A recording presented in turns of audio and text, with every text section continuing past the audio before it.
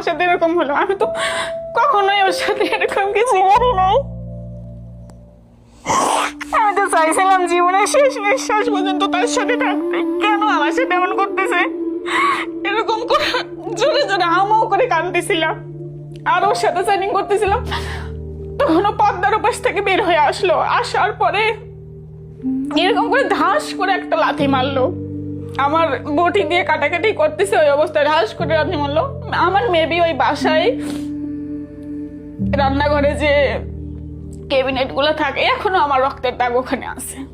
ঠিক আছে, আলমারি ছিল ওই রুমে, দুইটা আলমারির সমস্ত কাপড় সে ফেলে দিল নিচে। পরে বলতেছে এগুলো সব গুছা। এখন 2 পায়ে ব্যথা নিয়ে দাঁড়াতে পারতেছি না আমি। হামুগুড়িকে তার ভয়ে হামুগুড়ি দিয়ে দিয়ে আমি হচ্ছে সেই কাপড়গুলো আবার গুছাই ফেলি। আবার যখন গুছানো হয়ে যায় তখন আবার 2 পায়ে আবার 10টা করে মারে। আমার মনে হচ্ছিল এক একটা বাড়ি মানুষের মাথার ব্রেনটা আঘাত করতেছিল। আমি খালি তাকে বলতেছিলাম, আল্লাহ দোহাই আমার সাইডে দেখো, আমি কিছু করি নাই। দুইটা আবার ওগুলো গোছানো হয়ে যায়, আবার ফেলে দেয় কাপড়গুলা, আবার কয় আবার গোছা। আর আমাকে ওরকম মারে আর গান বাজায় আর নাচে। ঠিক আছে, মোবাইলে গান বাজায় আর নাচে। জানি মানে ঠিকই আমি বুঝতে পারি না। আমি তো তার 5 বছরের রূপ দেখে কখনো, মানে 5 বছর আমি যা বলছি, যদি রাগ করছি আমি উল্টা আরো ঝাড়াঝাড়ি করছি, সে চুপ করেছিল। কিন্তু তখনকার ওর ওই রূপগুলা দেখে মানে আমি হতভম্ব হয়ে গেছি। মানে আমার তখন সারাদিন মনে হয় যাইতো আমার এই দোয়াটা মনে হয় আমি দিনে ওরকম লক্ষ্যবার পড়ছি যে আল্লাহ তুমি আমাকে রক্ষা করো।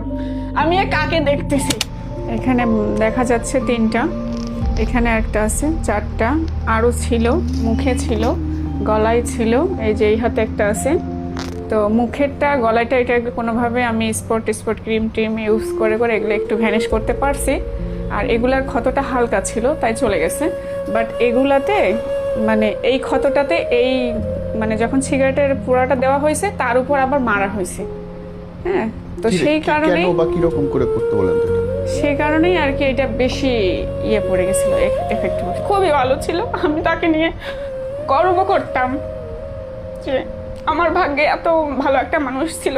এত কিছু আমার ভাগ্যে কিভাবে সম্ভব? আমি কিন্তু খুবই নিম্ন পরিবারের একটা মেয়ে। আগে যেরকম তার নেশা ছিলাম আমি, তার সন্তান, তার সংসার, তার ইনকাম, এতটুকুই সে সীমাবদ্ধ থাকতো। তারপরে দেখা গেল সে আস্তে আস্তে মানে ইনকামের